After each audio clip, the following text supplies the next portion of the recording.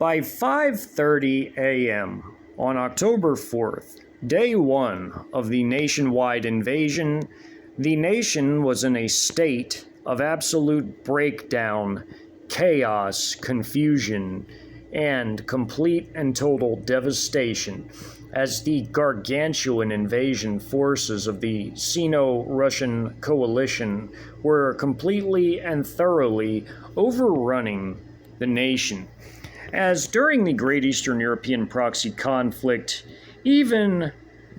Western biased sources would even have to admit that Russia had massively outproduced the West in terms of ammunition and even in military platforms. As Russia had a massive military-industrial base, China's was even larger than Russia's by an enormous quantity. China was the world's largest steel-producing nation by a massive gulf, tungsten-producing nation by a massive gulf, titanium-producing nation by a massive gulf, also the world's largest aluminum-producing nation,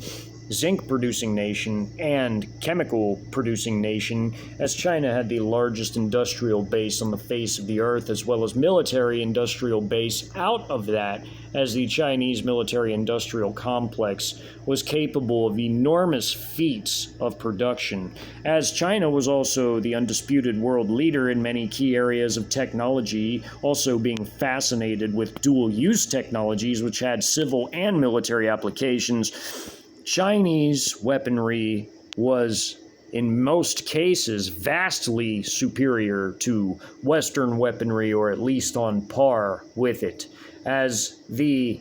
Russians also likewise had proven that their weapon systems were also either on par with or even more superior to Western systems in the Great Eastern European proxy conflict, which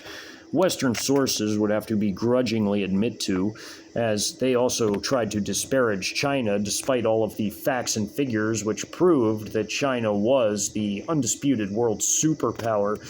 The nation of America, being subjected to these new doctrines of warfare known as fourth generation warfare, had the stage set for this exact occurrence to happen for many decades, as the different stages of fourth gen warfare were the infiltration and subversion of America and its leadership to be the first stage, to allow for them to then purchase key ports and properties, with the ports being a massive factor in the logistical buildup, being able to import all of their vehicles and logistics for their units under the cover of darkness, driving them to their CCP regime properties deeper inland from the closest ports, and also then building up logistics for an enormous amount of years, as well as also having their troops come in various disguises, whether as student visa holders, as even to get an exit visa for such a thing from China, one would have had to have been a member of the PLA, the regular armed forces, or part of one of the paramilitary elements to get such a visa. And also, the borders, having had a crisis for many years, enabled troop rotations and even forces from other nations, part of the Foreign Expeditionary Army, to enter the nation, as this war was enormously destructive to America. It had been set up again for many years for this exact occurrence to happen, as now it found itself, as it was horribly depleted after having had pissed away an enormous quantity of its resources on a proxy conflict it could not afford with Russia, as Russia again outproduced it and outclassed it. The military itself had been hollowed out after years of purges, as well as also poor leadership, as again, to even become a general or any field-grade officer, one would effectively have to have a political appointment to such a position, and instead of studying war, the generals played politics within the U.S. Armed Forces, making the leadership of these forces exceedingly poor and unable to cope with high-intensity, full-scale warfare that was being levied upon it by the Sino-Russian coalition forces. As the key political leadership itself had aided and abetted in this process by, again, making it possible for hostile regimes to purchase property within the nation, the land. The CCP regime exploited this to the fullest for its fourth-generation warfare doctrines, as the Trojan horse shock armies broke out of their CCP regime properties and immediately went for the jugular, as America had, by this point, exceedingly limited resources in the military domain and was very slow to mobilize what it did have. The forces that were available and were even able to be deployed to their final destinations were thoroughly annihilated by this point, being saturated by the vast array of different weapon systems and the units that utilize them, as the chaos and disarray from the tandem anti-sat and cyber strikes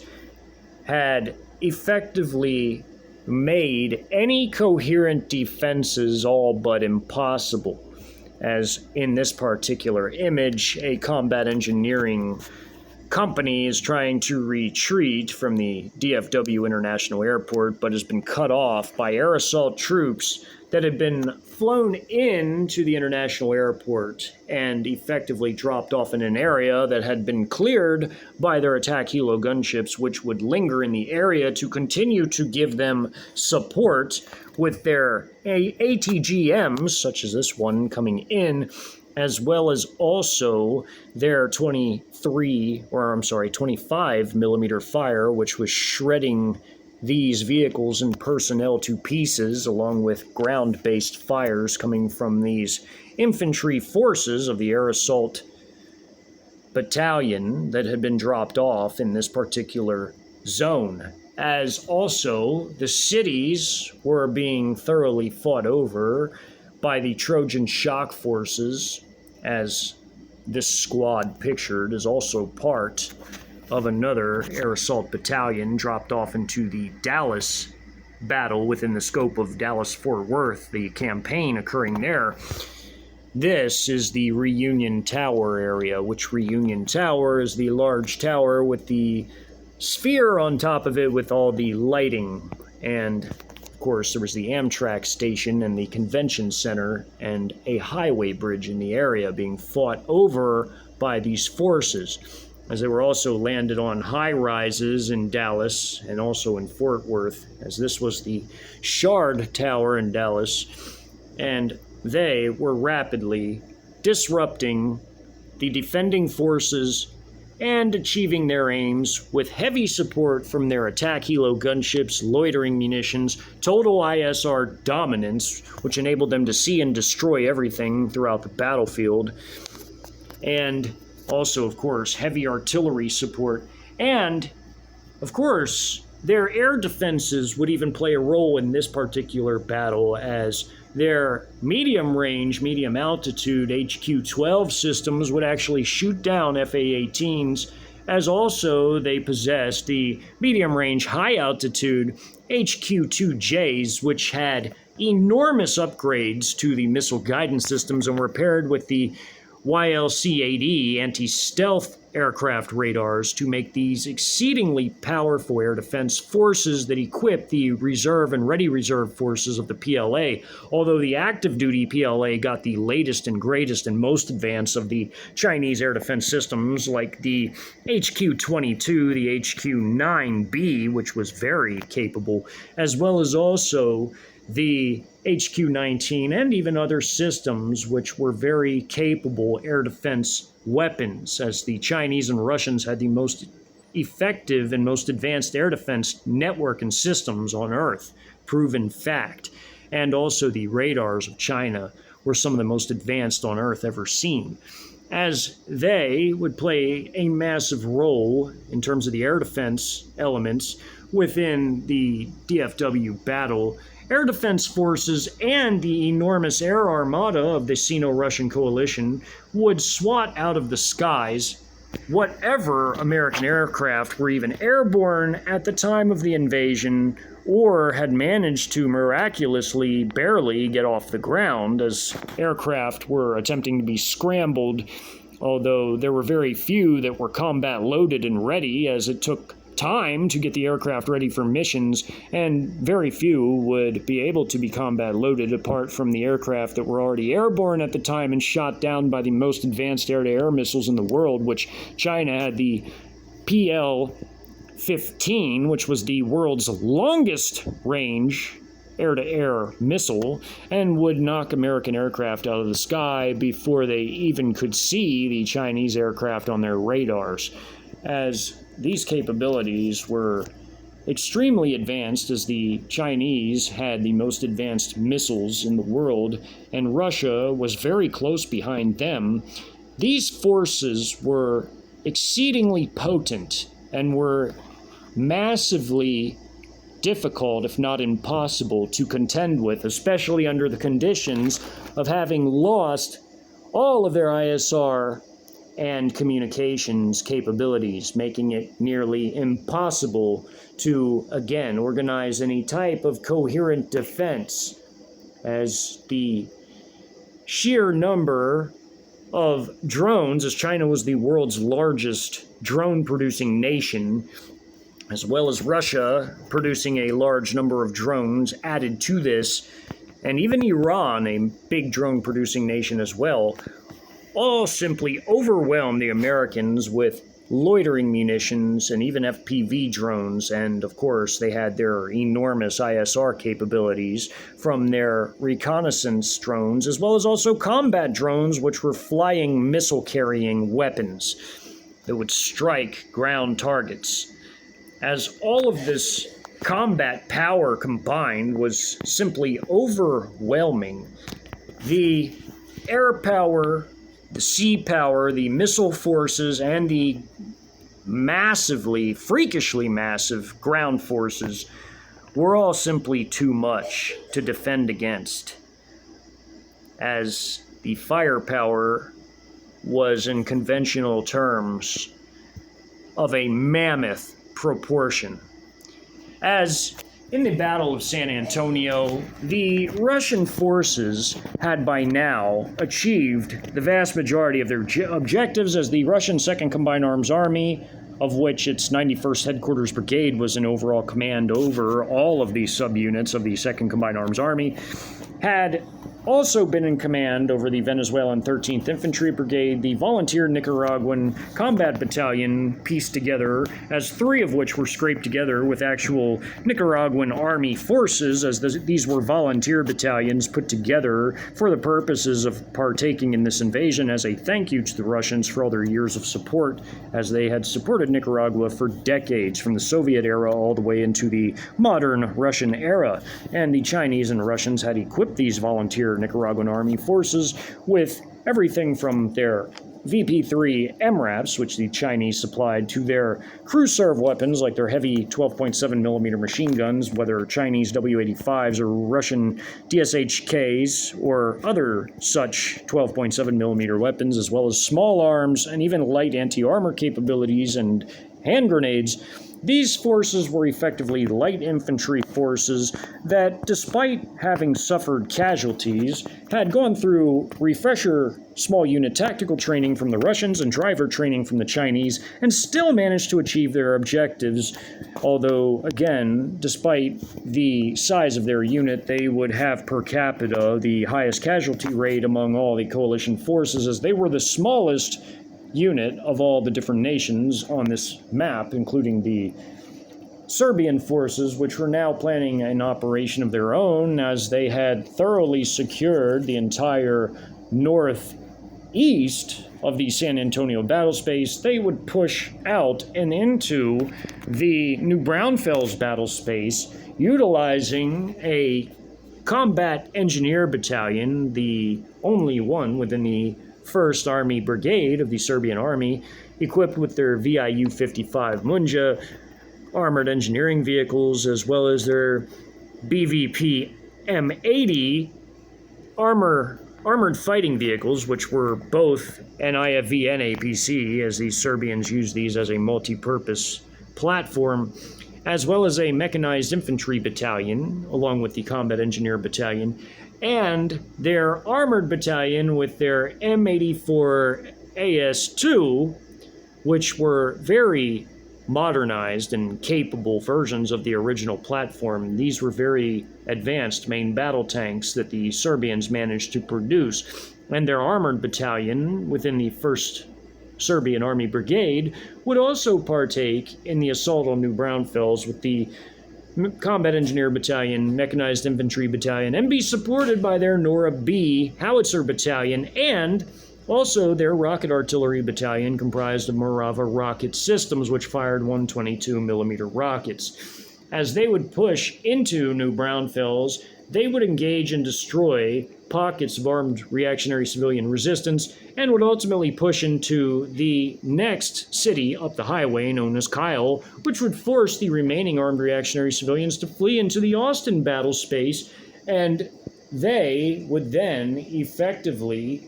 push them into the waiting arms of the PAP, fanatical CCP regime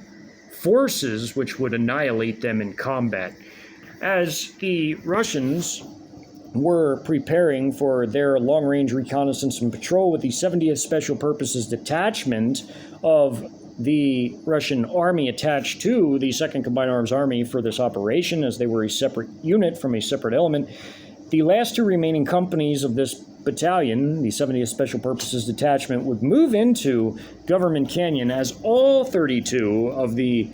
Mi-35M detachment of all of these helos would fly both companies at the same time in one trip, as they wouldn't have to do shuttle trips for these 2 companies, as all 32 helos could carry both into Government Canyon and linger with them as long as possible to give them support from the air, as well as also the quadcopter assets of these companies calling in precision artillery strikes from the Artillery Howitzer Battalion of the 30th Motor Rifle Brigade, equipped with the very potent 2S-19 MSTA 152mm howitzers. They would also get heavy air support upon the return of all of the PLAAF aircraft that were specifically assigned to just this battle space alone, which consisted of the J-16 fighter squadron, which would be re-equipped with air-to-ground munitions on their second sortie, as well as also the fighter squadron of J-11s, likewise re-equipped with air-to-ground ordnance, and of course the returning 2 JH-7 squadrons fully equipped with their ordinary complement of very potent air-to-ground weaponry. As these forces of 2 companies of these elite troops would conduct their long-range reconnaissance and patrol to try to eliminate the several thousand armed civilians that wisely fled into the Government Canyon, they would get a large number of them effectively as KIAs or POWs, but, however, there would be a small number of them that would manage to hide successfully in cave networks as they knew the local terrain and were even able to hide and lay low from these Russian forces, and they would become the basis for armed resistance against the occupation in this particular zone, and more would join their ranks as non-combatants would end up taking up arms against Russian forces as they would find in the canyon these forces, as many would flee the city into other areas that were outside of it, including Government Canyon, and they would join the ranks. But for the time being, the last remaining major obstacle in the San Antonio area itself, apart from Government Canyon, outside of the city and away from the highways, was the major highway junction in downtown. By now, over 400 armed reactionary civilians had gathered in this area after a Venezuelan mechanized infantry battalion had since moved through the area, engaged armed reactionary civilians in the east of the city before moving into the already captured Fort Sam Houston by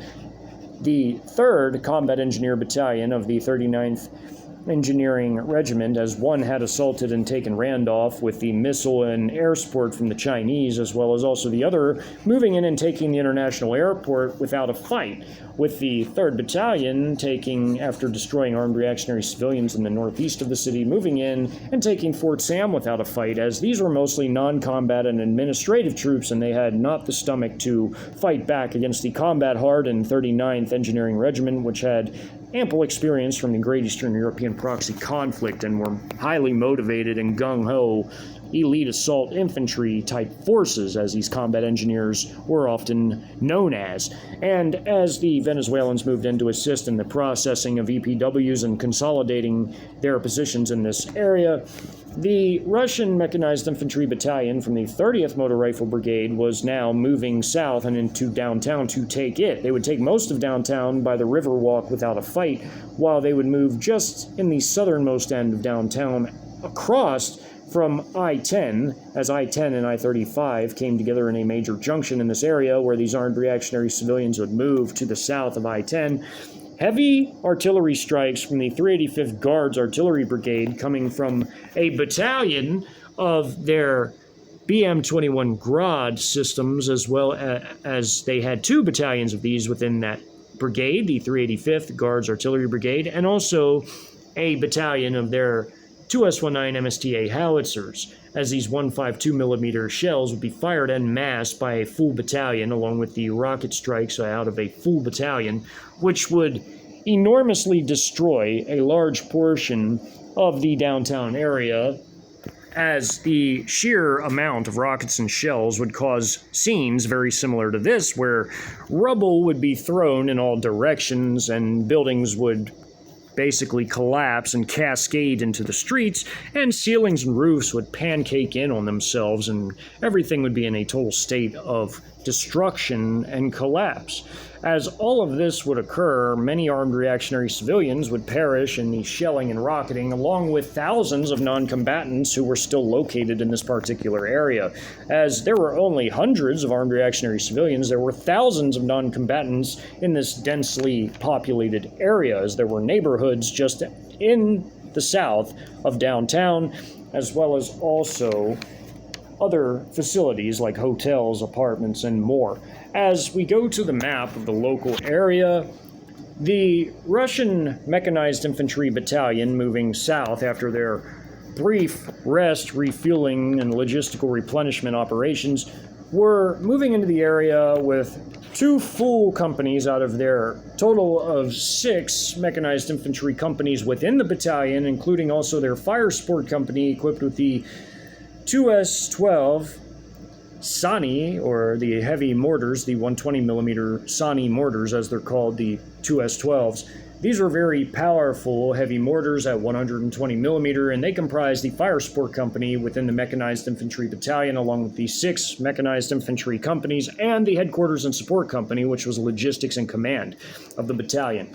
As a platoon from another company of the 6 would be located in this area here by this gas station. They had spread their vehicles out to watch different sectors of fire, and they had some of their squads dismounted, as they had 3 dismounted squads, one in a double column rolling shield to have half a squad watching this direction with this vehicle and the other half to watch around this vehicle, which scanned their sector of fire here. Half a squad along the wall of this building, half squad here, vehicle scanning this sector of fire, this sector of fire, this sector of fire, and through here as well, this sector of fire through the gas pumps and on this side as well, along with this vehicle. This squad here to watch these directions. As the Sirius attack drone operating in this area would also assist in these operations, along with the mortar strikes from the heavy mortars. The sheer volume of heavy artillery strikes had already come in on one salvo and had leveled areas both on the map and off the map, as the destruction was simply enormous in this area. As PLAAF aircraft were currently in Mexico after conducting their RTB to return to rearm, refuel, and conduct any maintenance if needed, as they had to go through their maintenance services and checks to ensure they were safe for flying their next sorties. The ground crews would work like race car pit crews to get these aircraft mission ready for their next sortie, and they would return shortly, as they had returned to base by 4:30 a.m. and would return, as it was an exceedingly short flight distance between San Antonio and Mexico. They would return by 6 a.m. As now, in this combat, there were ample numbers of Russian loitering munitions, such as their Lancet 3s, both patrolling the highways, as they had been fired by both the combat drone sections in the mechanized infantry companies, as well as also the combat drone platoon in the battalion's headquarters and support company, as they had a full combat drone platoon with 5 sections to fire 5 systems. there were an enormous number of these Lancet 3s, and they had been equipped, all of which, with fragmentation warheads, as they knew they would only be encountering light infantry-like forces in the form of these armed reactionary civilian armed mobs that were leaderless and lacked any sort of logistical network for sustaining operations, as well as also they lacked effective weaponry like anti-armor or air defense weaponry to defend themselves against the air threats such as the combat drones or helicopters, or also the armored vehicles of the ground forces. The best they could use was Molotovs, and they lacked very many of them, as very few had the implements in front of them and the time to be able to put these together. As by this point in time, the Russians had cleared all these buildings and were moving in single column formations to clear these buildings, and one squad would hold their position to give fire support for the other squad to move here.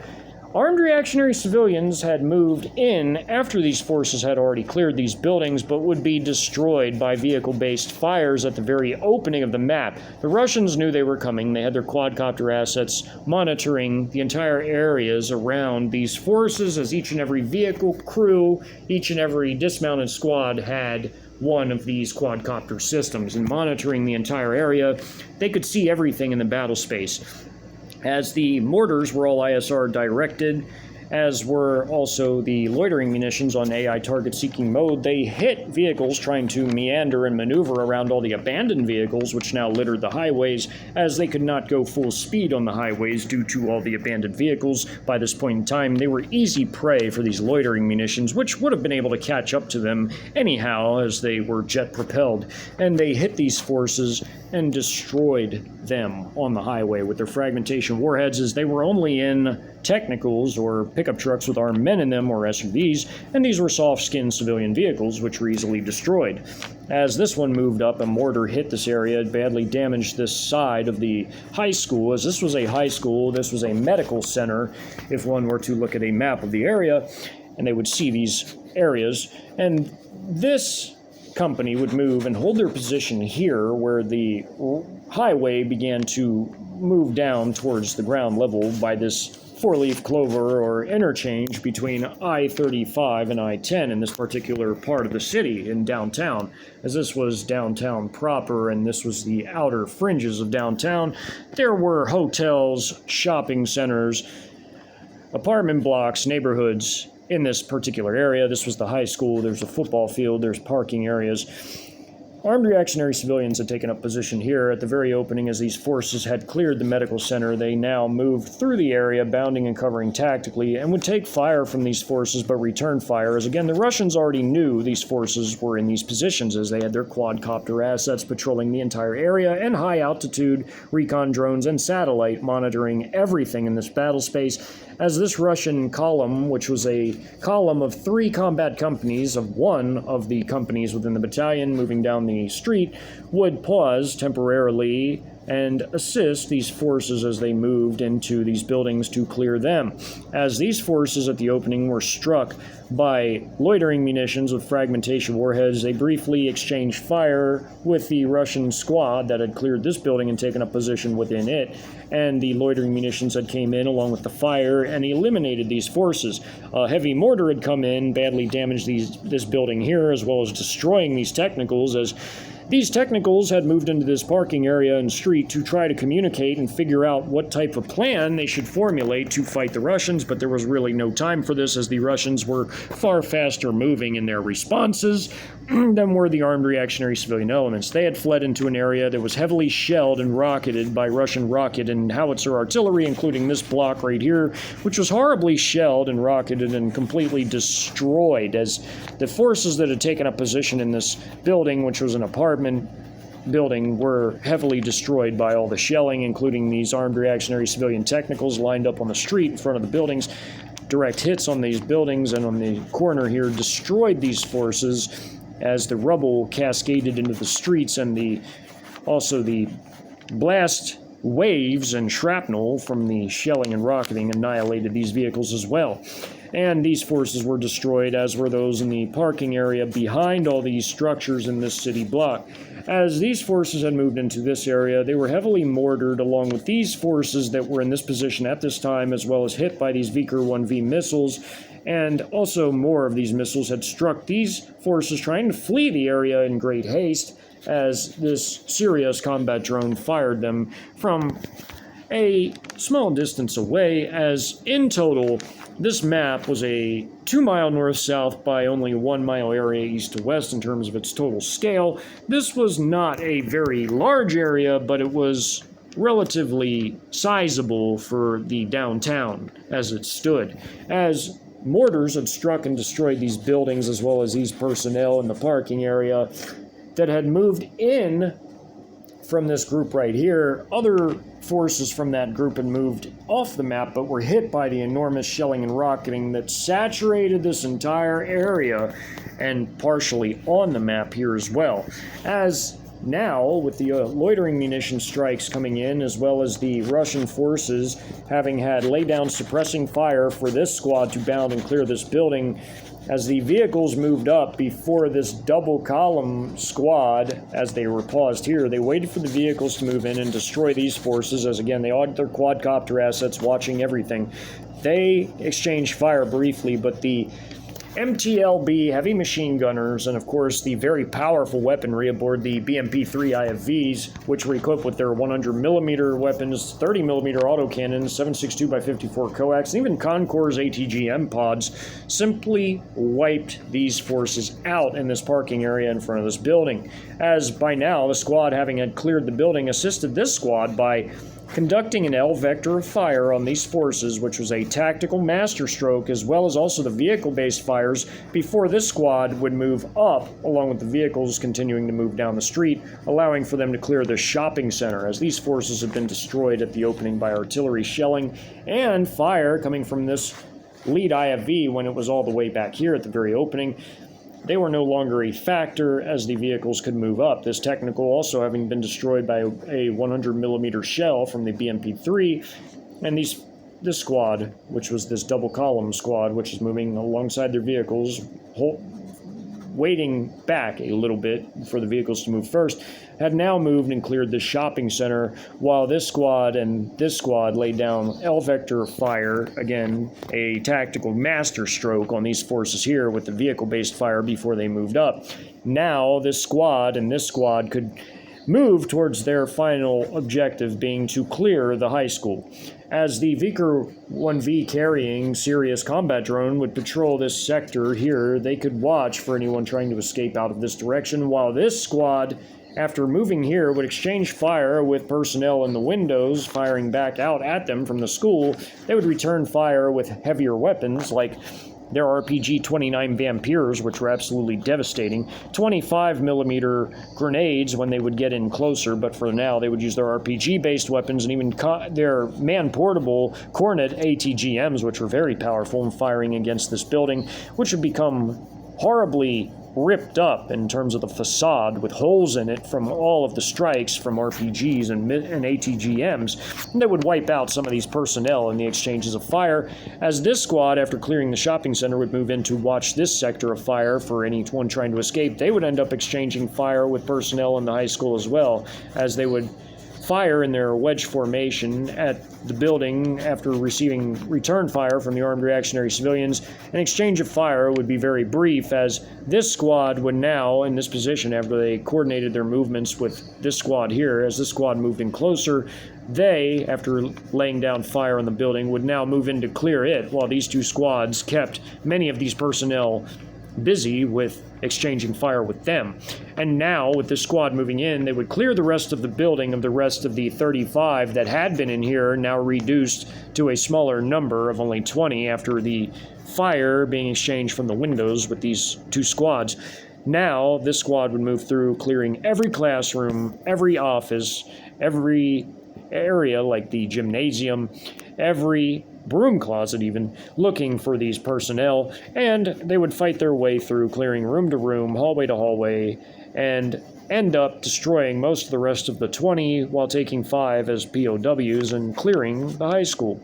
As they now had seized control of this structure and had shelled much of the rest of the city, This company would continue its movements through the rubble-choked streets to the best of their ability and dismount their other two platoons to begin to sweep the rubble looking for survivors in this area, as, again, there were only just over 400 total combatants before the Russians even moved in. With their artillery already striking areas both on and off the map, they had annihilated a large number of these forces, leaving 280 on this map, as this is exactly what 280 people looks like in terms of the armed reactionary civilians, as each dot is representative of a person. So there were 35 in this school alone. There were many other buildings that were cleared as well, and areas that had been thoroughly rocketed and shelled by the enormous volumes of fire from two full artillery battalions, one BM-21 Grad battalion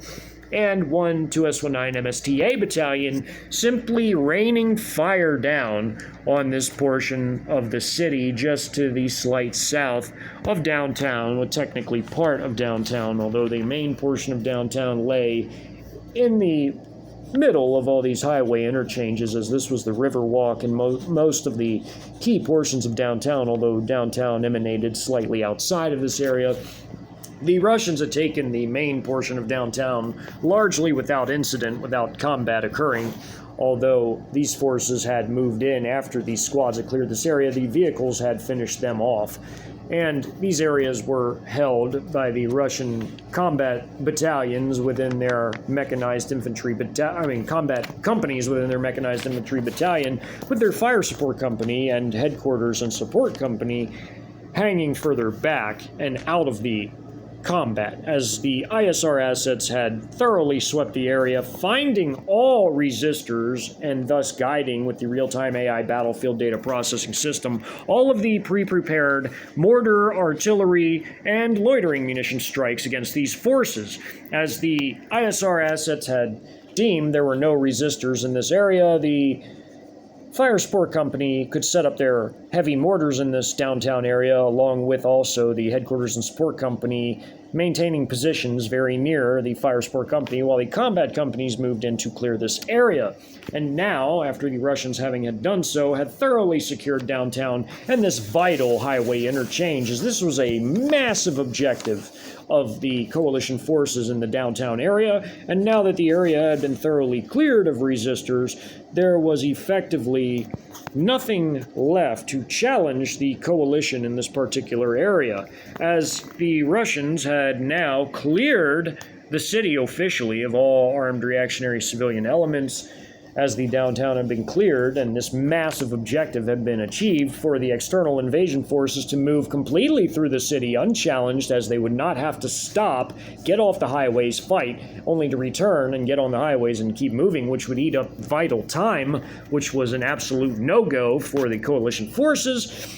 They now had thorough, total, absolute control over I-35 and its immediately adjacent areas through the entire node that was San Antonio. The only civilian resistance, effectively, that remained in the area was the civilians that moved into the nearby Edwards Plateau area of Government Canyon and beyond, as many others went deeper into the Edwards Plateau, which was a secondary area that would be cleared later as Russian forces would expand into secondary areas before reaching tertiary areas outside of San Antonio that were much further away. But for the time being, the Russian 2nd Combined Arms Army forces, along with their Spetsnaz contingent of the 70th Special Purposes Detachment that was a Spetsnaz battalion tied to the 2nd Combined Arms Army for the purposes of this operation, would move into Government Canyon, as the 2nd Combined Arms Army would conduct a massive rest and refit,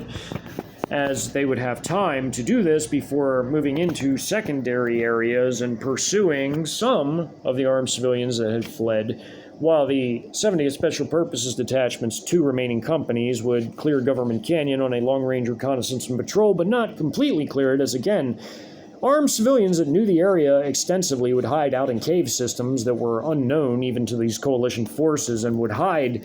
and remain hidden for the duration of the 2-day-long long-range reconnaissance and patrol carried out by the 2 companies of Spetsnaz forces, as they would receive long-term support from their transport/attack helo gunships of their Mi-35Ms, although they would have to return for different points in time for more fuel and armaments. They would always return to support these forces, who would end up camping out for a night in Government Canyon, as they would keep guards on duty for watching their campsite, of course, as they would have guard rotations, but they would camp out in the Government Canyon as they would be pursuing armed reactionary civilians and utilizing a different array of weapons, from small arms to their FPV drones, which were devastating, as well as also their quadcopter assets, radioing in precise coordinates for Russian artillery and Chinese airstrikes, such as one coming in from this powerful JH-7 strike aircraft, as well as also the J-16s and J-11s being mostly rearmed with air-to-ground munitions, although they would maintain some air-to-air munitions for self-defense if needed, as was SOP. They would be heavily equipped with air-to-ground munitions for the operations that would continue occurring in San Antonio area and beyond, as this 50-mile east-west by 40-mile north-south area would be thoroughly cleared by these forces, except for a small contingent that would remain in Government Canyon that would become the basis for future resistance in this area, that would be joined by more and more non-combatants who would opt to take up arms as they would move into the area and beyond and create their own resistance factions. For the time being, at least during the invasion, as the invasion forces were still in a very high tempo of operations and had not settled into more policing operations, as they were coming in full force, full weapons blazing, the armed civilians that had wisdom would continue to lay low during this time and await for the invasion to end before they would emerge and challenge the occupation forces. They would still have extremely heavy losses, at least for a long duration of this conflict, but they would get better and better weaponry as time would move on, and they would become more refined in terms of their tactics, and they would get very inventive with their tactics, and they would learn countermeasures to all of the high technology possessed by the Sino-Russian coalition forces. As for the time being, however, though, they were nowhere near ready to fight these forces, but again, they would build up little by little over time and get better and better as their capabilities, tactics, and more would advance as time would move on throughout the course of the occupation.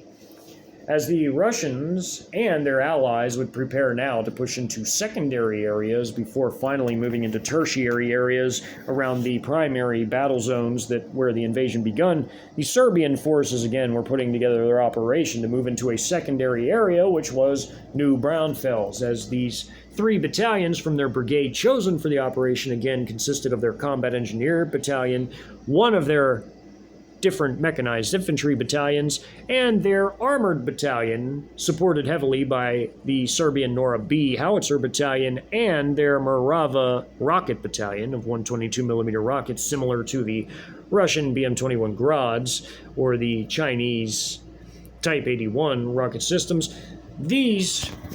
would end up pushing into New Braunfels, and a battle would ensue wherein the Serbian forces would get the revenge they craved, as if what they had done in the northeast of San Antonio was not already enough. They would pursue and destroy a large pocket of armed reactionary civilians, pushing them into Kyle, where they would accumulate more before moving into the Austin battle space in its southernmost point and being engaged and wiped out thoroughly by People's Armed Police combat forces of the Chinese paramilitary wing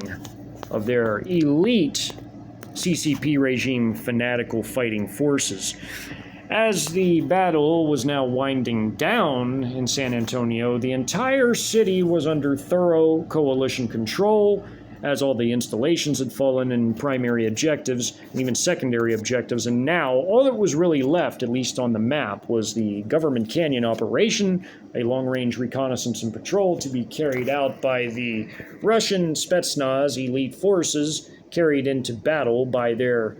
VVS compatriots flying their rotary aircraft, which were the Mi-35M transport/attack helo gunships.